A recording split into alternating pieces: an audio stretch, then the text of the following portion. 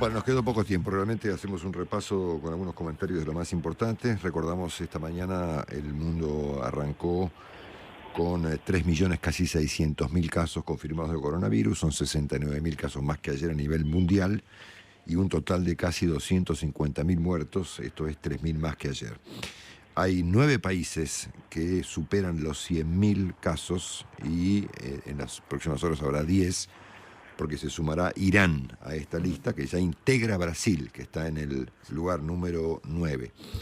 Estos 10 países explican la mayoría de la pandemia. Son 2.600.000 casos contra 3.600.000 en total y explican 200.000 de las 248.000 muertes al día de hoy. Hay un conjunto de países, 27 en total, que tienen entre 10.000 y 100.000 casos, entre ellos 4 países latinoamericanos. Uno es Perú, el peor de todos, el otro es Ecuador, el otro es México y el otro es Chile. Y Argentina permanece lejos en el puesto 54, totalizando ayer 4.784 casos confirmados y un total de 246 muertos. Durante el fin de semana hemos tenido unos números de personas afectadas, de 105 el día viernes, 149 el día sábado y 103 en el día de ayer. En su mayoría médicos. Tenemos de los 4.000 y pico de casos, 764 en el ámbito de la medicina, profesionales de la salud, médicos, enfermeros, etcétera, con 9 muertos entre ellos, una cifra que está fuera de toda proporción. Ayer se conoció privadamente la última encuesta de poliarquía en relación a este momento de la Argentina, que incluye 3 o 4 preguntas fundamentales. Una dice: ¿cuán preocupado está usted por el avance del coronavirus en Argentina? La respuesta era, a fin de marzo, 70, ahora es 50, de gente que está muy preocupada.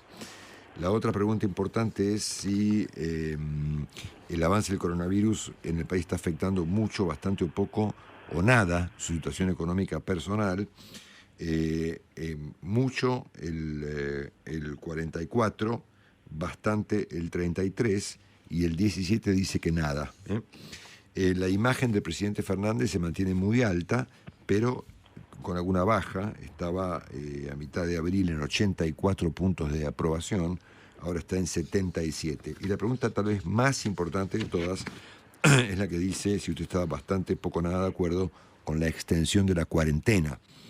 La respuesta era, a mediados de abril, 57, 56%, hoy es 46, es decir, bajó 10 puntos el número de personas que dice querer que la cuarentena se prolongue. Sobre el tema han hablado 2 de los 3 ministros de salud más importantes de la Argentina, el de la provincia de Buenos Aires y el de la Nación.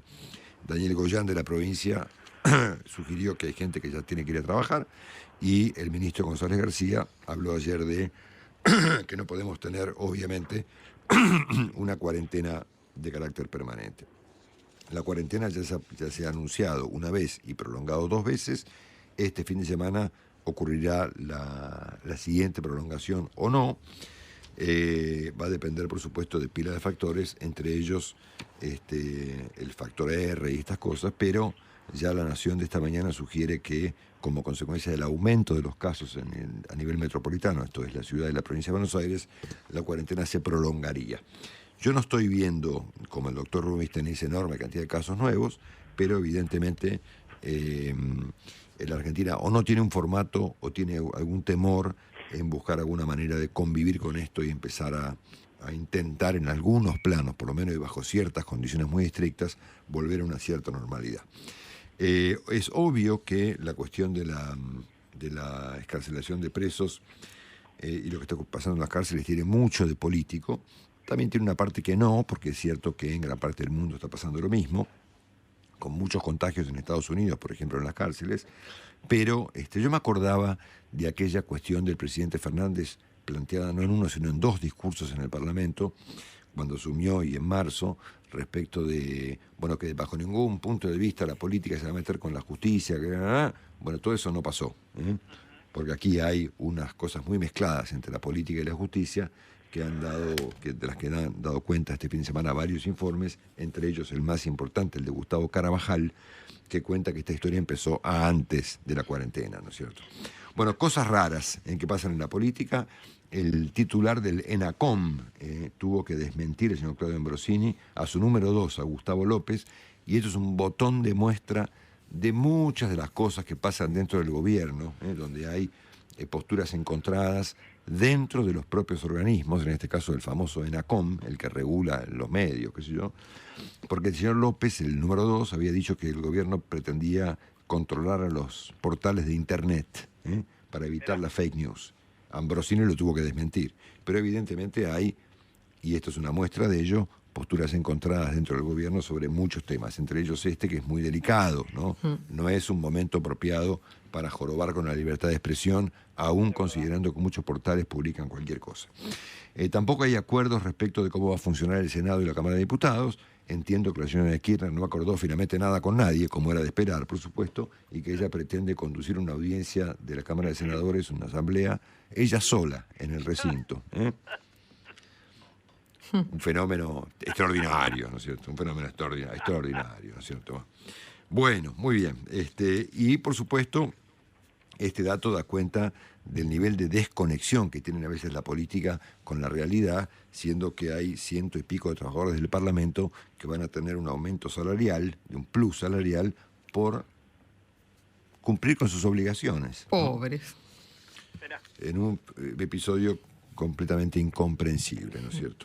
Bueno, después la señora Kirchner también se peleó con una jueza llamada Ana María Figueroa, una jueza muy importante que está en la Cámara de Casación Penal de la Nación, porque le exigió a la jueza Figueroa que revele quién fue la persona si fue el señor Trillón Maíquez, que es el fiscal de la Ciudad de Buenos Aires, que lo presionó para encarcelar a la gente por el tema de Irene. Yo no dije, nunca mencioné a Maíquez, dijo la doctora Figueroa en respuesta a los autitos chocadores que siguen funcionando en la Argentina. Es decir, agarran el autito y entran a chocar contra lo que haya enfrente, no importa qué, ¿no es cierto?